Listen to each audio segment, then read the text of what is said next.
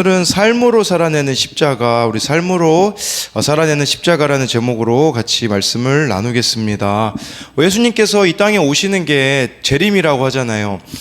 처음 오셨을 땐 초림이라고 하거든요. 초림 같은 경우는 구세주로 오셨기 때문에, 구원자로 오셨기 때문에 우리가 지금 그 초림과 재림 사이에 있기 때문에 예수님을 잘 믿어야 되는 것인데, 근데 문제는 무엇이냐면요, 재림 때는요 구원주로 오시는 게 아니라 심판주로 오시는 겁니다. 그러니까 그때는 끝인 거예요. 그렇기 때문에 그 재림을 준비해야 되는 게 43절에 보니까요, 이렇게 도둑이 오는 거와 같이 갑작스럽게 온다라고 예수님께서 말씀해 주고 있습니다.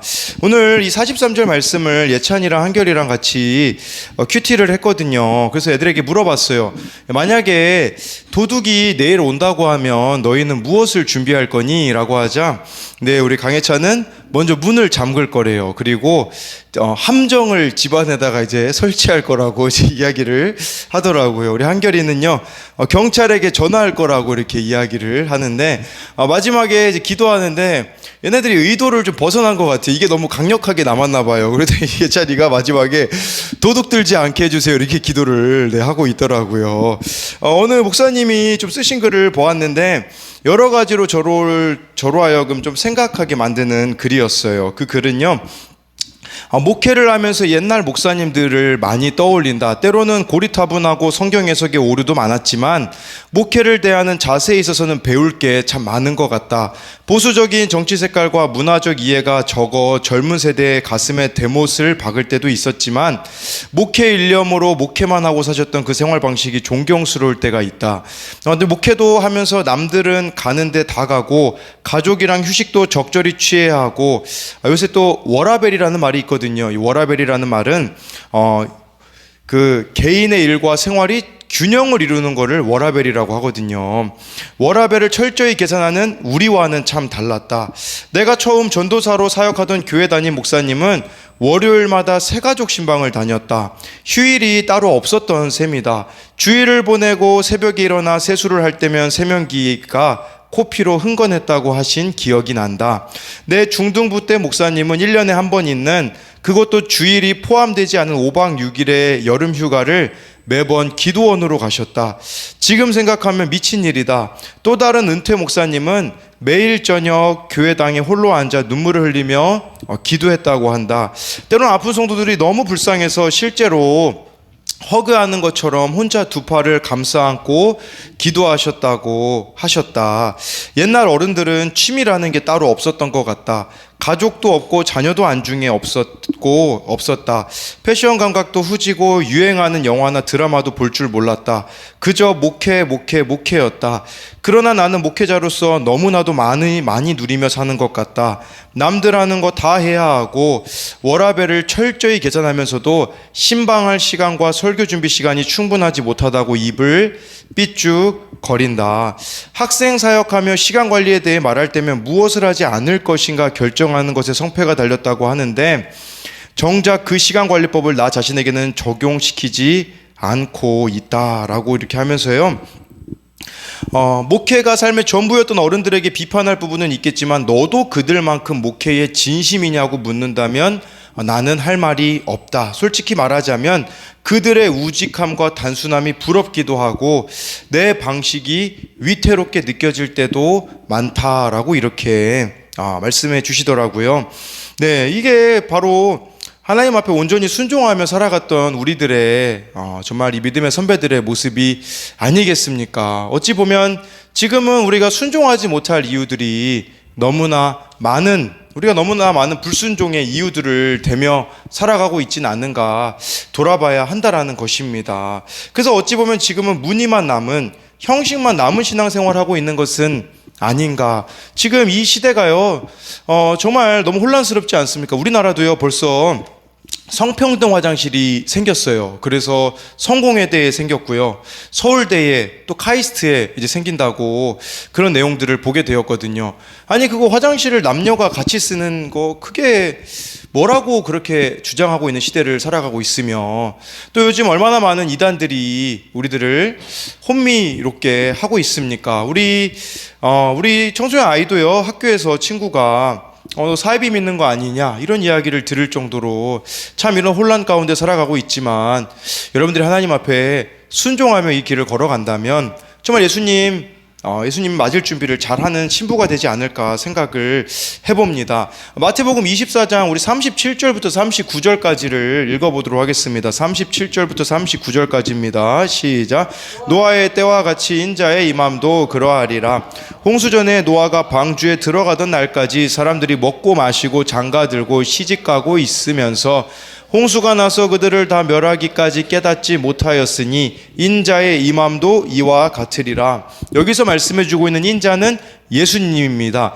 예수님이 이 땅에 다시 오시는데요, 그때 모습이 마치 노아의 홍수 때와 같다라고 말씀해주고 있습니다. 38절 보면요, 홍수 전에 이 사람들이 하고 있던 행동들은요, 장가들고 시집가고 홍수 나서 멸하기까지 깨닫지 못하였다라고 말씀해 주고 있는데, 한마디로 그냥 잘 먹고 잘 살았다라고 볼 수 있겠죠. 그런데요, 근본적인 타락은요, 이 노아에 대해서 다루고 있는 창세기를 보면 나와 있습니다. 창세기 6장 우리 2절 말씀 먼저 읽어보도록 하겠습니다. 창세기 6장 2절입니다. 시작. 하나님의 아들들이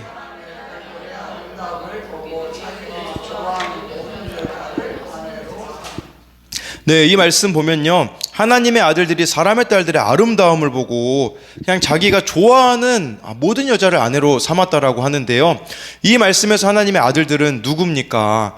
바로 셋의 후손입니다. 하나님이 가인이 아벨을 죽임으로써 셋이라는 아들을 주셨잖아요.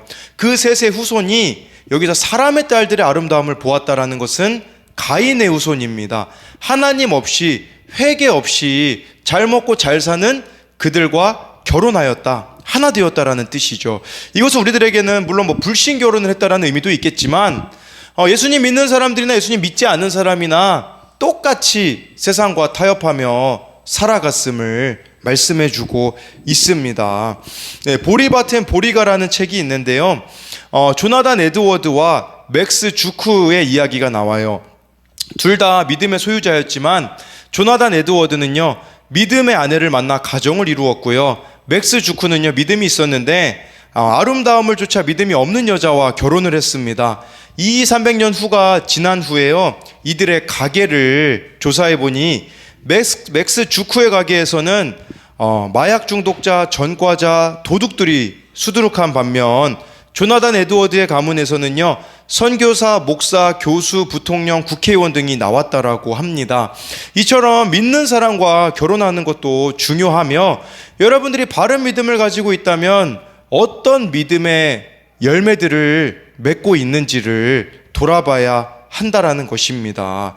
창세기 6장 3절도 한번 읽어볼까요? 3절입니다. 시작. 여호와께서 이르시되 나의 영이 영원히 사람과 함께하지 아니하리니 이는 그들이 육신이 됨이라. 네, 여호와의 영이 영원히 사람과 함께하지 않겠다라고 하시면서, 그 전에는 사람들이 참 오래 살았거든요. 969세까지도 산 사람이 있었는데, 근데요, 이제는 딱 120년이 그들의 날이 될 것이다 라고 말씀해 주셨습니다. 수명이 단축됐다라는 의미도 있는데, 저는 이것을 그런 의미로 봐요. 이 뒤에 내용이 노아의 그 방주가 나오잖아요. 홍수로 심판이 나오기 때문에 노아가 방주를 몇 년 동안 짓냐면 120년 동안 짓기 때문에, 지금 이 120년은 그들의 수명이 짧아졌다라는 의미도 있겠지만, 이 120년이라는 유예 기간이라고 해야 될까요? 심판을 피할 수 있는 회개의 기간을 주셨음을 말씀해 주는 것이라고 볼 수가 있습니다. 근데 이들이 회개했을까요? 120년이라는 세월이 주어졌지만 그들은 회개하지 않았습니다. 심판이 오게 될 것을 알고 있었지만, 알긴 알았지만 믿지 않았기 때문에 결국은 그들은 다 심판을 당하게 되는 것이죠. 그런데요, 노아는 이것을 어떻게 믿었으며 어떻게 이 방주를 120년 동안 지었겠습니까? 지금이야 여러분들 배 만든다고 하면 이해가 되어지죠. 이미 배라는 것이 존재하고요. 근데 노아 당시에는요, 홍수가 비가 어느 기록에 보면 비도 없었다라고 하더라고요. 비도 한 방울 안 내렸던 그 시대에 이 한 번도 만들지 않은 그 방주를 지으라고 하니 너무 허무맹랑하지 않았겠습니까? 근데 어떻게 노아는 순종할 수 있었을까요? 그 비결은요, 창세기 5장 32절을 보면 나와 있습니다. 우리 창세기 5장 32절 말씀 같이 보도록 하겠습니다. 5장 32절입니다. 시작.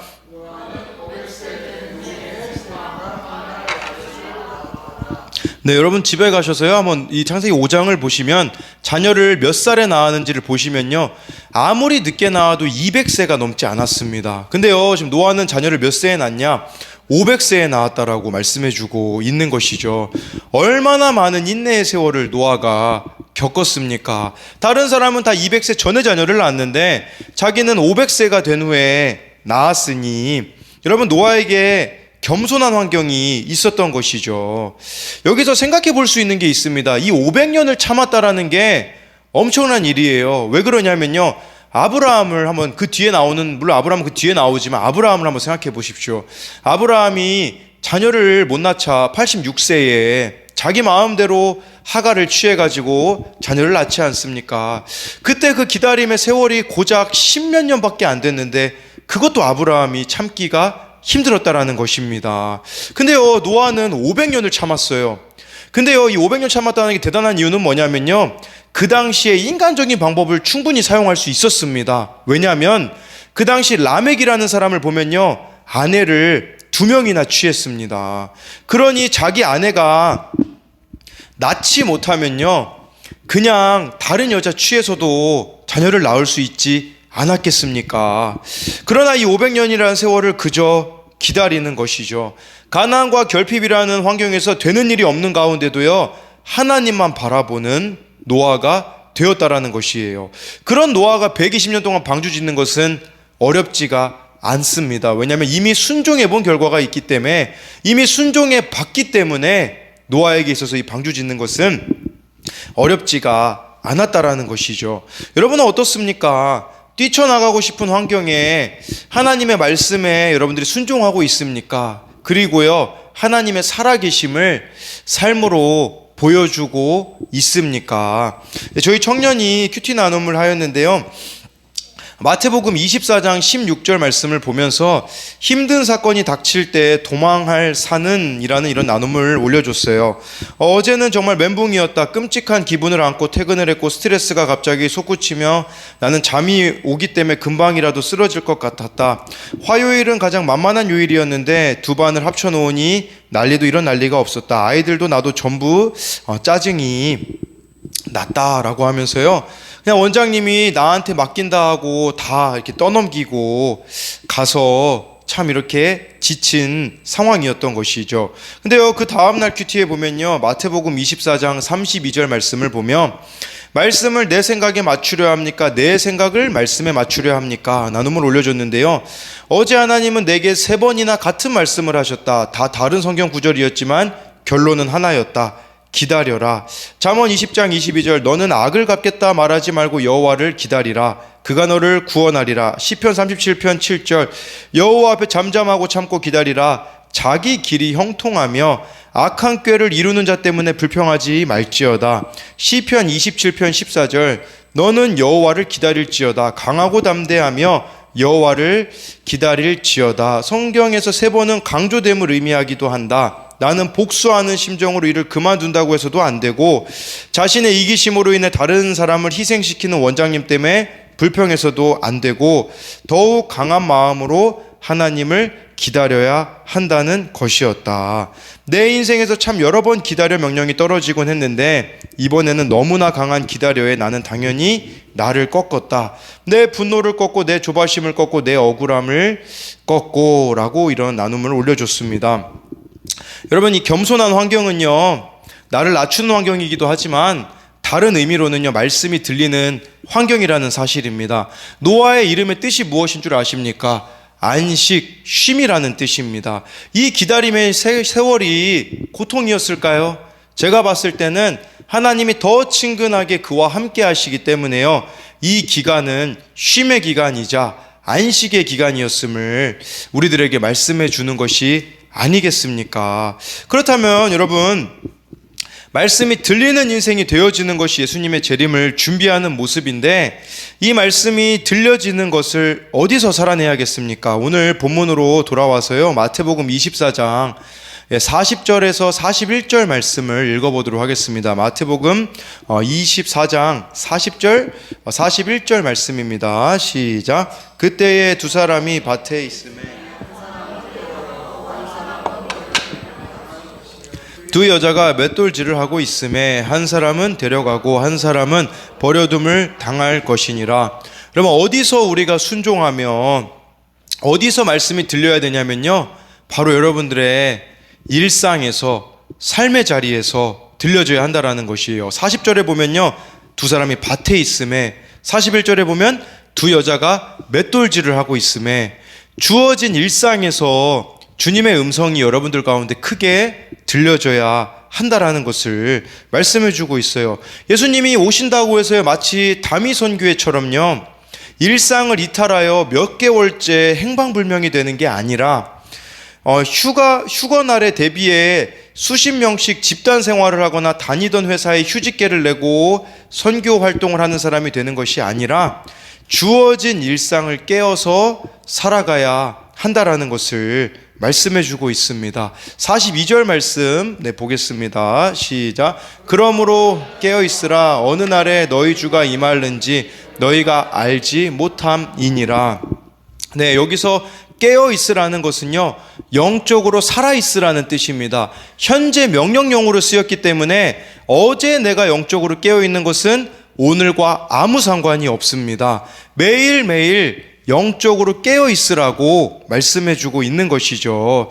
여러분, 이 깨어있는가를 점검하셔야 돼요. 부모 말씀 양육 세미나 이제 8주차가 끝났는데 8번째 말씀 양육은 무엇이었냐면요, 바울과 실라가 한밤중에 감옥에 있는데요, 찬송을 부르고 기도를 합니다. 어떻게 매를 맞고 착고에 채워가지고 감옥에 있는데 그런 행동을 할 수 있었겠습니까? 그것은요, 평소에 바울과 실라가 깨어 있었기 때문입니다.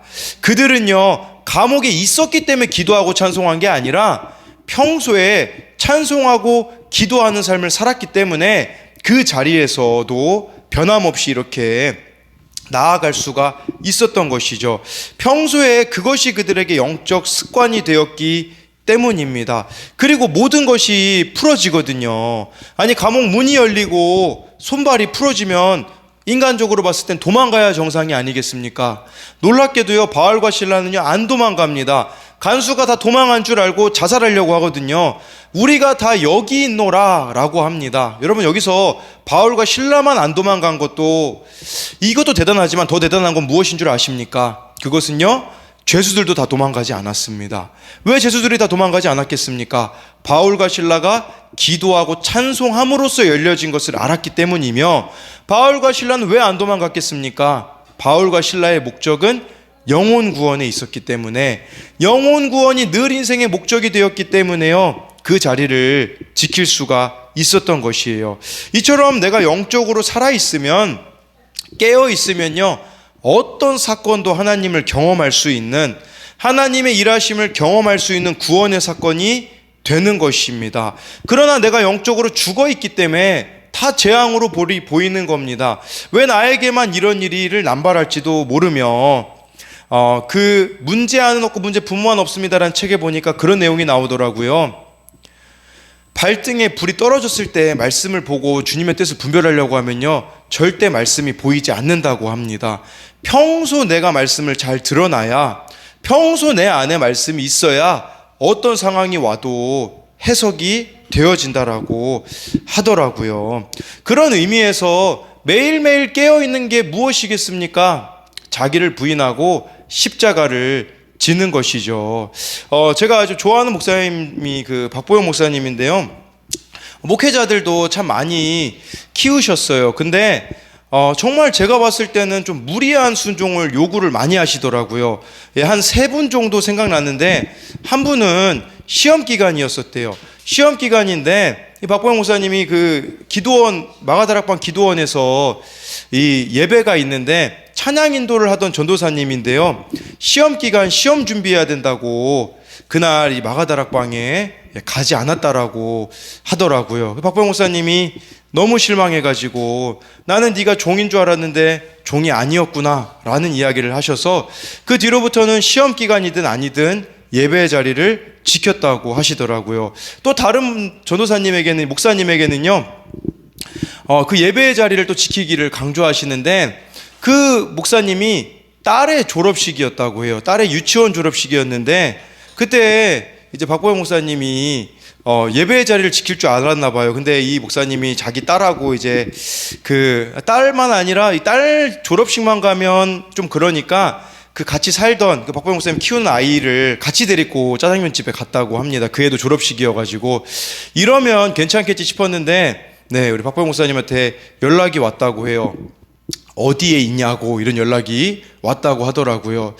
그 딸 유치원 졸업식까지도 포기하고 예배 자리를 지키라고 하는 거 너무하지 않아 보입니까? 또 선교지에 있는 어떤 목사님에게는요, 다른 선교사님하고 차를 바꾸라는 명령을 하셨다고 해요. 이 박보영 목사님과 함께하고 있는 그 목사님은 선교지에 다니려면 참 좋은 차가 필요한데 다른 선교사님 차는요 그때그때마다 멈추는데 이 좋은 차를 내어주고 오라고 했을 때 망설임 없이 내어주는 그런 모습을 보게 되었고요. 그리고요, 어느 목사님은 같이 목사님들끼리 같이 목사님과 키우는 아이들과 사는데요, 그런 것까지도 했다고 하더라고요.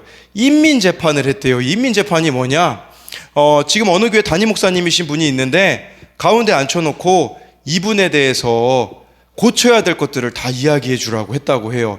그 자리를요, 솔직한 심정으로 나가버리고 싶었다라고 하더라고요. 그러나 그 자리에서 잘 순종하며 가고 있을 때 정말 그 다른 목사님들이 하고 있는 사역들이나 이런 길을 보면 참 저렇게 잘 순종함으로 갈 때 시행착오가 있겠지만 잘 순종하며 갈 때 참 많은 일들을 감당할 수 있는 거구나라는 것을 좀 보게 되었습니다. 마찬가지로 지금 우리들의 삶 가운데도요, 여러분들이 깨어 있으려면요, 내가 원하지 않는 길을 걸어가셔야 됩니다. 내가 원하지 않는 그 순종의 길을 걸어가셔야 영적으로 깨어 있는데, 지금 나는 내가 원하는 방식대로 살아가고 있고 내가 원하는 대로 생각하고 내 감정대로 이끌리는 대로 살아가고 있기 때문에 주님과의 관계는 멀어지고 무뎌진 상태가 아니겠습니까? 유퀴즈 온 더 블럭이라는 프로그램에요, 이지선 교수님이 나오더라고요. 그 지선아 사랑해라는 책도 쓰시기도 했고요. 23년 전에 음주운전을 한 사람의 사고로 인하여 차에 불이 나서 온몸에 화상을 입은 그녀가 그렇게 치료를 받는 중에요, 아버지에게 이런 말을 해준 적이 있대요. 사고 낸 사람이 오면 용서했다고 전해주세요 라고 이런 말을 하셨다고 하더라고요. 그래서 그 유재석 씨가 물어봐요. 그 가해자가 혹시 찾아왔습니까? 근데요, 지금까지 가해자는 이지선 교수님을 찾아온 적이, 용서를 구한 적이 없다고 합니다. 그런데요, 이지선 교수님은 차라리 그게 더 나았다라고 이야기를 하시더라고요. 만약에 그 사람이 찾아왔다면 그 사람의 얼굴을 보았을 것이고 힘들 때마다 원망할 수 있었는데, 그녀는요 가해자를 원망하기보다 하나님을 바라보는 것을 선택하였습니다. 영적으로 살아있다라는 것은요 이것입니다. 어떤 상황에서도, 어떤 환경에서도, 어떤 일상 속에서도 하나님을 바라보는 선택을 하는 것입니다. 하나님이 기뻐하시는 결정을 하는 것입니다. 여러분, 여기에는요 자기 부인이 필요합니다. 여기에는요 십자가 지는 삶이 동반되어져야 합니다. 그러니 많은 이들이 이 길을 걸으려고 하지 않습니다.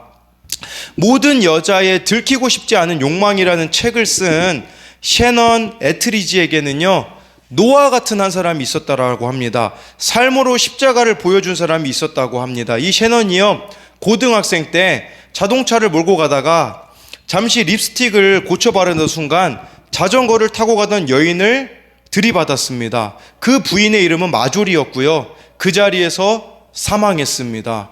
철없는 나이에 사람이 죽는 사고를 내고 셰넌은 사망자의 가족이 자기를 죽이고 싶어 할 거라는 극심한 공포와 혼란에 빠졌습니다.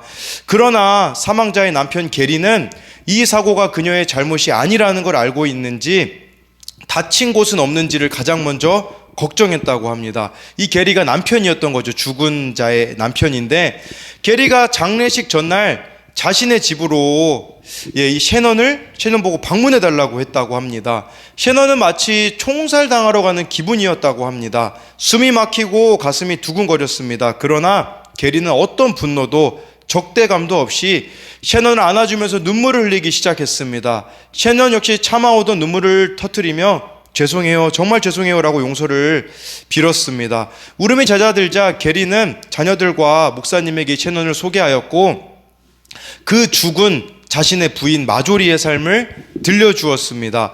게리와 마조리 부부는요, 오랫동안 위클리프 성경번역 선교회에서 섬겼는데 마조리는 언제나 하나님의 사랑과 영생의 소망을 확신하는 경건한 여인이었다고 합니다. 사고가 나기 며칠 전 교회에서 플룻을 연주하며 그녀는 자신이 하나님과 영생의 시간을 보낼 준비가 되어 있다고 간증했습니다. 게리는요, 셰넌에게 이렇게 말해 주었어요. 셰넌, 하나님은 이미 마조리를 본향으로 데려갈 준비를 하고 계셨단다. 사람들에게는 마조리의 죽음이 충격적일지 몰라도 하나님께는 그녀의 죽음이 결코 충격이 아니란다. 왜 너에게 이런 일이 일어나는지 이해하지 못하겠지만 하나님은 내가 이 상황을 견뎌낼 만큼 강한 아이라는 걸 아셨던 거야. 나도 내가 이 상황을 견뎌내기를 바란다. 이 일로 내 삶이 망가져서는 안 된다. 마조리의 유업을 내게 맡긴다. 하나님이 너를 그분의 영광을 위해 사용하실 수 있도록. 여기서만 그친 게 아니에요. 게리는요, 이후로도 구체적으로 셰넌을 배려했습니다. 사고 직후 앰뷸런스 서비스에 혼선이 와서 구조가 지체되었는데요, 응급 상황을 늦장 대처한 것에 소송을 제기하라는 주변의 권유를 받았을 때 게리는 마조리가 즉사했다고 잘라 말해버렸고요. 셰넌의 부모님을 고소하면 더 많은 보험금을 가질 수 있다고 주변 사람들이 이야기했을 때 어려운 그 집안에 다른 고통을 안겨주기 싫다며 그 제안을 거절했습니다. 또한 지방검사가 과실치사 혐의로 셰넌을 신문하겠다라고 할 때요, 무혐의 처분해 줄 것을 강력하게 주장했으며, 셰넌의 사고는 무혐의로 종결이 되었고요. 그래도 셰넌은요, 언젠가 게리가 자신에게 벌을 내릴지도 모른다라는 두려움이 있었는데요, 시간이 흘러도 게리는요, 정기적으로 전화를 걸어 그녀의 안부를 묻고 크리스마스 카드를 보내왔다고 합니다.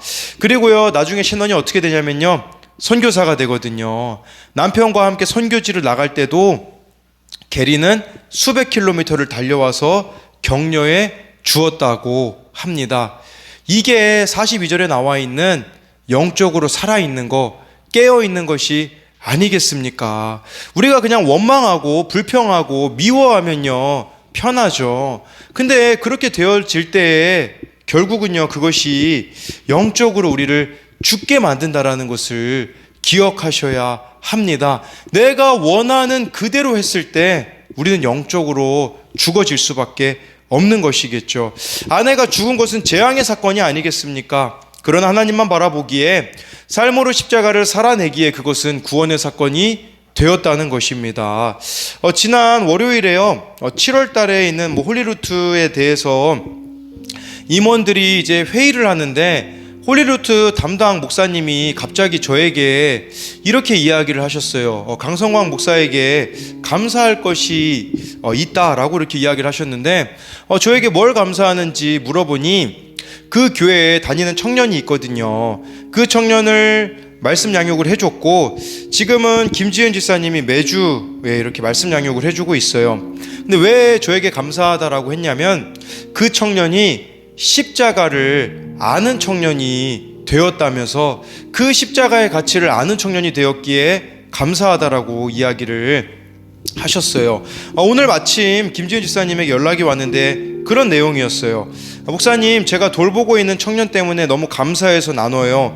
그 지체가 개강하고 학교 기숙사에 들어가면서 아침에 기도를 어떻게 해야 할지 고민하길래 그냥 나가서 산책하면서 기도하라고, 그게 다 하나님과의 추억이 될 거라고. 근데 진짜 순종해서 그렇게 했거든요. 그리고 오늘 얘기하는데 교회에서 상처받아서 공황이 있는 친구가 있어서 저도 같이 기도하고 있는데 그 친구랑 다른 친구랑 해서 그 아침 기도 자리에서 같이 기도하게 되었다는 거예요. 그때 하나님께서 도움을 주려서 조금의 도움을 줬을 뿐인데 깊어지는 그 지체를 보면 놀라요. 제가 힘들어하니까 저를 위해 울면서 기도하고 정말 큰 기쁨이고 좋은 동역자가 되었어요. 이 모든 일이 너무 기이하고 귀합니다 라고 이렇게 이야기를 들었습니다. 그럼 제가 뭘 말씀드리고자 하는 거냐면요, 다른 교회 청년을 더 돌아보고 있다라는 말이 아닙니다. 우리 청년들도요 똑같이 돌아보고 있습니다. 근데 중요한 것은 무엇이냐면 순종하고 있느냐 순종하고 있지 않느냐에 따라서 달라질 수밖에 없다라는 것을 말씀드리는 겁니다. 이 청년도요 우울증이 있고요 공황장애가 있거든요. 우리 청년들 중에서도요 공황장애가 있고 우울증이 있는 청년들이 있는데 항상 똑같은 것을 이야기합니다. 살아나려면 큐티해야 된다, 순종해야 된다 라고 말하지만 그것을 듣는 자가 있는가 하면 듣지 않는 자가 있는 것이죠. 듣는 자는요 점점 그 어두움의 터널에서 빠져나올 수 있지만 듣지 않는다면 동굴에 갇히게 됩니다. 동굴에 갇혀가지고요 계속 그 눌림 속에서 살아갈 수밖에 없음을 기억해야 한다라는 것을 말씀을 드리는 겁니다. 그렇기에 제가 지적하고 싶은 부분은요 순종에 대한 부분이에요. 잔소리로 듣고 있는가 나에게 필요한 메시지로 듣느냐에 따라서 이처럼 달라진다라는 사실을 기억함으로써요 이걸 점검해 보셔야 돼요. 나는 주님이 쓰기에 편한 그릇인가 불편한 그릇인가를 점검해 보셔야 한다라는 사실입니다. 지난주에 우리 교회 어느 청소년 아이가요 내리면서 그렇게 이야기를 하더라고요. 뭐라고 차에서 내리면서 얘기했냐면, 목사님 교회 일이라면 언제든지 저를 불러주세요. 저는 언제나 함께 할 거예요. 누가 얘기했냐면 최종호가 얘기한 거거든요. 교회 일이라면 종호가 무조건 함께 하겠다고. 그래서 종호는 정말 다 지금 가고 있거든요. 뭐 금요일도 나오고 토요일도 전화하잖아요. 나와라 그러면 나오고, 주일도 그렇고요. 뭐 수련회 같은 거 있으면 나오겠다. 근데 아직 중1이기 때문에 중2를 한번 잘 지켜봐야 될 것 같아요. 이제 중2가 사춘기가 오면 또 고등학생이 되면 어떻게 될지는 모르나 그런 생각을 좀 해보게 되는 거예요. 하나님께 대해서도요 순종하라고 하면 그냥 그 자리에서 우리가 순종하는 그런 사람인지, 아니면 나의 생각이 너무 많아가지고 하나님이 원하시는 게 무엇인지 알아요. 근데 머리로만 아는 거죠. 마치 노아 당시에 그 홍수를 멸할 것이라는 것을 120년 동안 삶으로 노아가 보여주었지 않습니까? 그 사람들 알고 있었습니다. 홍수 심판이 있을 거라는 것을요. 그러나 머리로만 알았지 삶의 변화가 이루어지지 않자 다 멸망당했던 이 모습을 보며 우리도요 머리로 아는 게 예수님을 아는 게 아닙니다. 진짜 예수님을 아는 것은요 삶으로 알아가는 것이에요. 그렇기 때문에 내 삶 가운데 고쳐지지 않는 그 부분들 하나하나 고쳐가야 한다라는 것이죠. 저도 이걸 보니까요, 제가 교만한지 겸손한지는 뭘 보면 아냐, 화장실 청소를 하고 싶어 하느냐 하고 싶어 하지 않느냐를 보면 알 수 있더라고요. 지난주에도 사모님이 10시에 토요일날 10시에 좀 일찍 내려와서 성전 청소 좀 해라 라고 했을 때 저도 불편한 그릇이더라고요. 핑계를 대더라고요. 설교 준비해야 되는데 그것까지 제가 해야 되냐라고 말씀드렸는데 돌아보니까요 그게 교만이더라고요. 화장실 청소도요 마찬가지예요. 왜 내가 화장실 청소를 하고 싶지 않을까? 간단하더라고요. 교만하기 때문에 하고 싶어 하지 않아서 오늘에서야 다시 마음을 고쳐먹고 하게 되었는데, 참 간사한 게 뭔 줄 알아요? 운동할 시간은 있어요. 근데 청소할 시간 없다라고 핑계대고 있는 제 모습이 보이더라고요. 일상을 한번 잘 점검해 보세요. 내가 하고 싶은 것은 무조건 해요. 근데 하나님이 기뻐하시는 일이라면, 핑계를 대고 있다면, 변명을 하고 있다면 그것은 우리가 이 말씀에 나와 있는 깨어있는 자가 되지 못하는 것이라는 것을 기억함으로써 그때그때마다 주시는 그 말씀에 순종해내는 이 십자가를 삶으로 살아내는 저와 여러분들이 되기를 소망합니다.